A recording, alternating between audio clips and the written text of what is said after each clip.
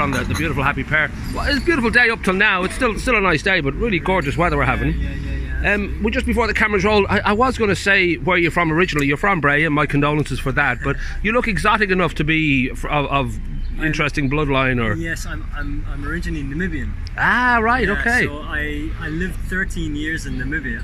Okay. And Namibia, that's just outside Cork, right? Yes, exactly. Right, okay, there you go. Right. Yeah, the one just outside Cork. Right. And I also I schooled in South Africa for about 7 years, and then I came to Ireland. So I know that when it came to the music, it was your father who encouraged you. Was it like a musical household? Was it something that was just in your blood, that you knew music was going to be the one, or? No, well, it was a bit like that. My dad was a great singer. He was a great singer, but he never had the personality to. He didn't want to. He didn't want to. It wasn't something he for his own pleasure enjoyed, you know. Right. To get up in front of people. Yeah. And I had that, so I was just blessed in that way. My mom always said she wasn't very musical, but she had a good voice. It's not easy for, you know, whether it's whatever type of music. It's a kind of, you know, passion rather than a smart career move when you're a kid. Yeah, most people would say it as a sort of hobby and all that.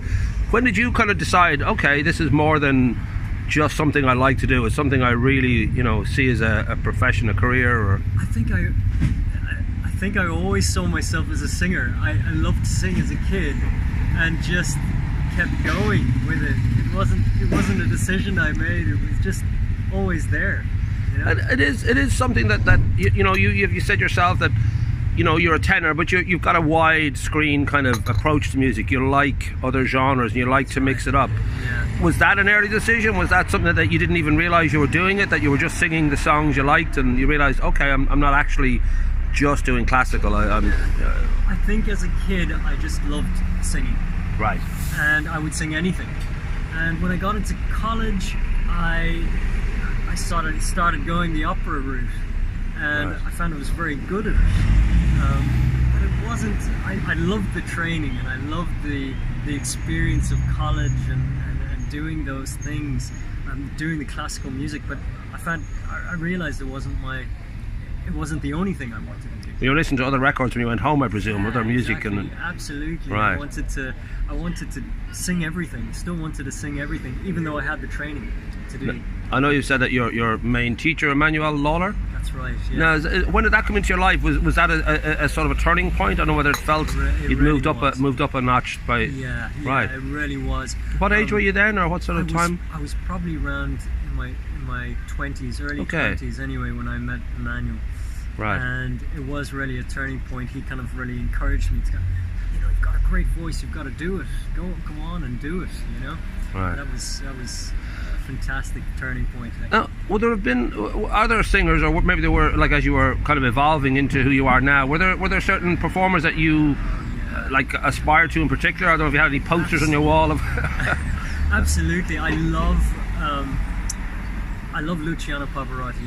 This is the voice of our century, right? Right. And I love Jose Carreras as well. I always just loved his passion.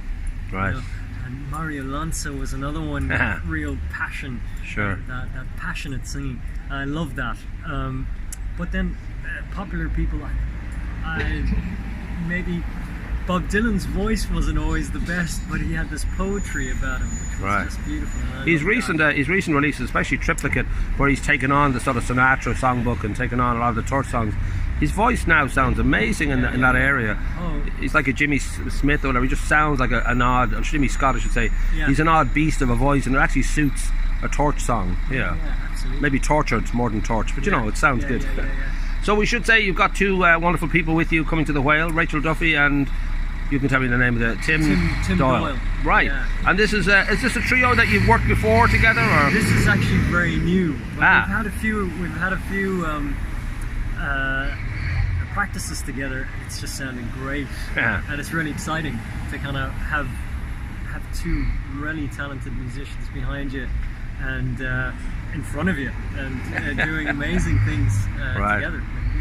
And it's nice to see the Elan pipes are in there, so you're gonna get different colours, you know, to play with. It's not just that you're doing standards and classical. There's obviously that Irish influence. And I know that you've been spending a lot of time with YouTube. You've got Danny Boy. You're gonna do a production of that, and that is kind of a big part now of a career that you sort of manage a certain degree of your own material, and you get it out there. It's amazing how free and easy it is just to put your material out there, and people can make up their own mind. But it's obviously a big thing for you, YouTube.